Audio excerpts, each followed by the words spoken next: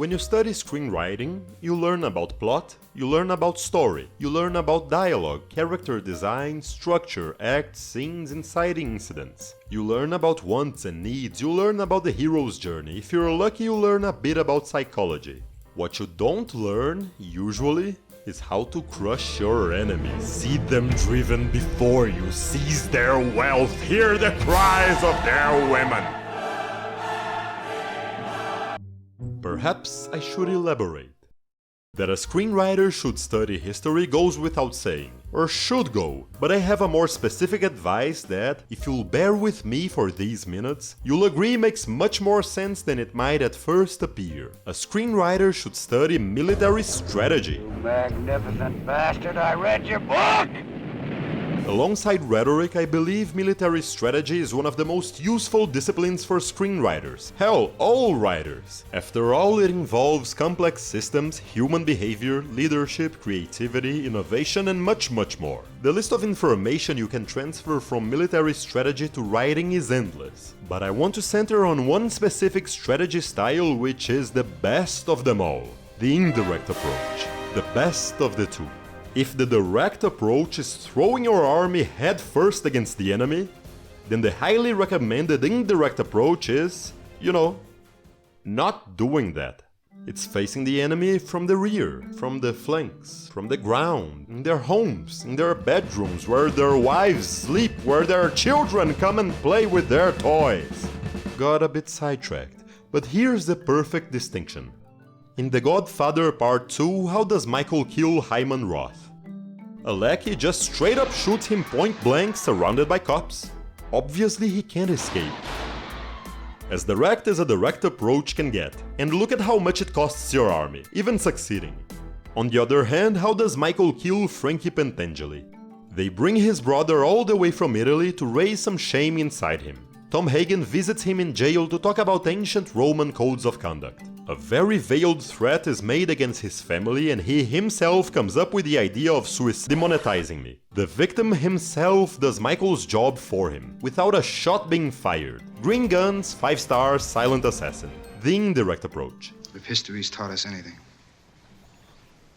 it says you can kill anyone.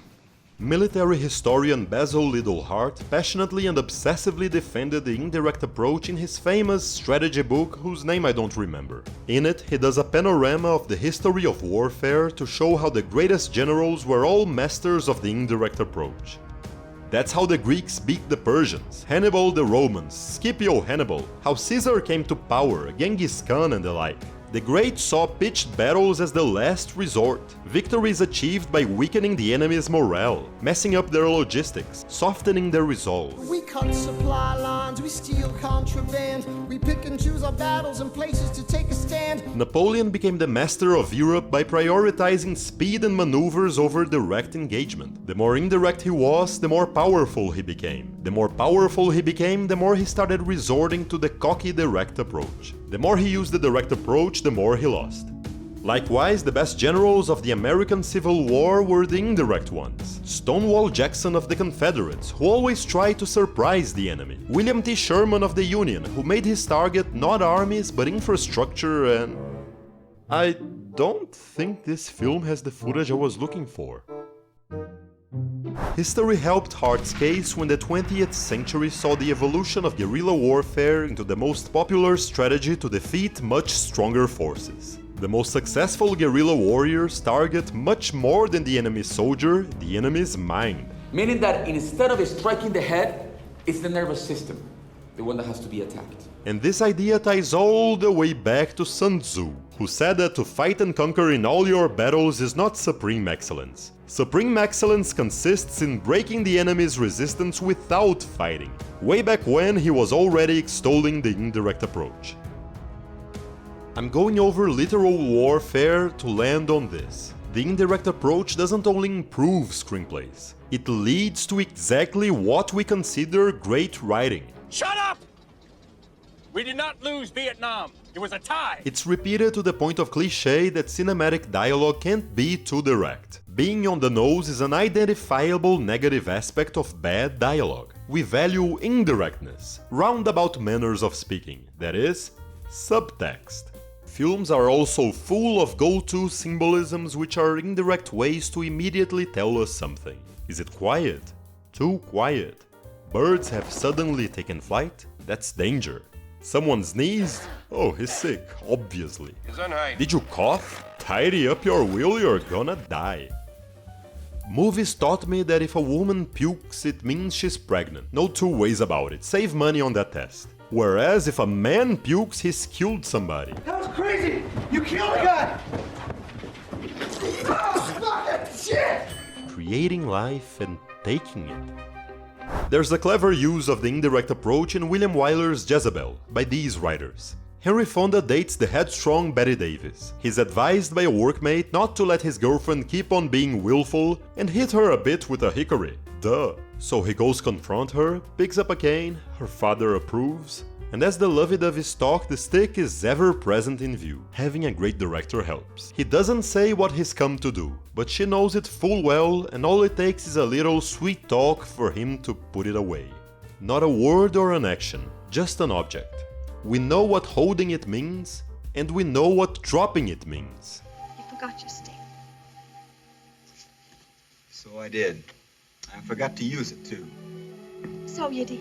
It was common in classical movies to use props to advance the plot. The story imbues them with meaning, and their simple presence or absence communicates all that words would have done, but indirectly. The great master in this area was Billy Wilder.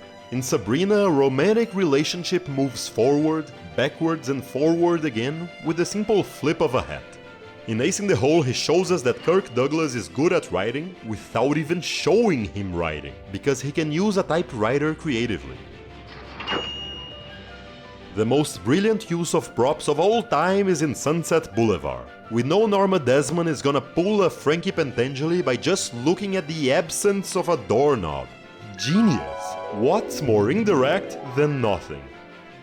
And Billy Boy is the evolution of his idol, Lubitsch, who specialized in insinuating risque subjects with objects, doorways, angles. In The Merry Widow, a husband finds out about his wife's infidelity by trying to put on a belt that doesn't belong to him. That's the indirect approach. Yes, I know exactly what you mean. There are oh so many more principles of military strategy that can be applied to screenwriting. I remember watching the badass wuxia flick Once Upon a Time in China, and when a villain effortlessly placed a ladder to serve as an arena against Jet Li, I thought, hell yeah, here comes an awesome ladder fight, it seems. Cool. Then Jet Li went on and just kicked the ladder apart.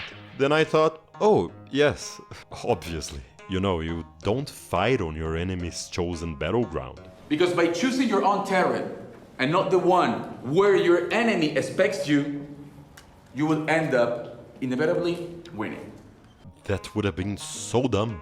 Don't let the enemy choose. To win, you must fight on your terms. A smart, strategic character should also strike at the enemy's weakness. Spoilers for Tinker Tailor Soldier Spy.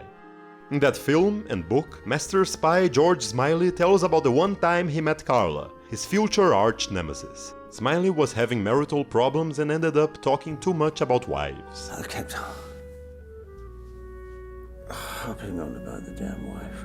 Carla learned that that was his weakness, and when he planted a mole on British intelligence, he instructed him to have an affair with Smiley's wife because he wouldn't be able to investigate him properly. But you do have a blind spot. Strike at the weak point. We've both spent our lives looking for the weaknesses in one another's systems.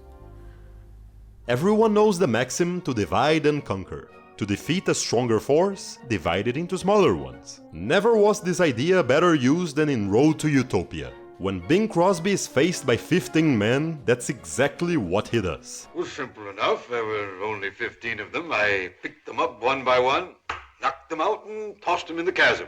Oh, naturally. Right? As Frederick the Great and Napoleon did, Liddell Hart teaches that when confronting multiple armies at once, you should attack the weakest one first, so the first victory is the easiest one to bolster your men's morale and lower the enemies. It might not work the same when you're in a shootout though. When confronted by superior numbers, an experienced gunfighter will always fire on the best shot first. Macro and microeconomics don't always translate. Ain't that right, Gaines? Is that so? Yeah. One needs common sense. To conclude, Screenplays are conflict. War is conflict. So screenplays are war, which means screenplays are the continuation of politics by other means. Means are mediums. The medium is the message. All films are political, then all politics is film. Film is the continuation of film by other films. Politics is power, so film comes from the barrel of a gun. Then political power is the medium of cinema made by screenplays, which are barrels of guns. The message is clear, scripts are war, and therefore the medium is the ultimate aphrodisiac. Thank you for watching. I hope you're getting this down.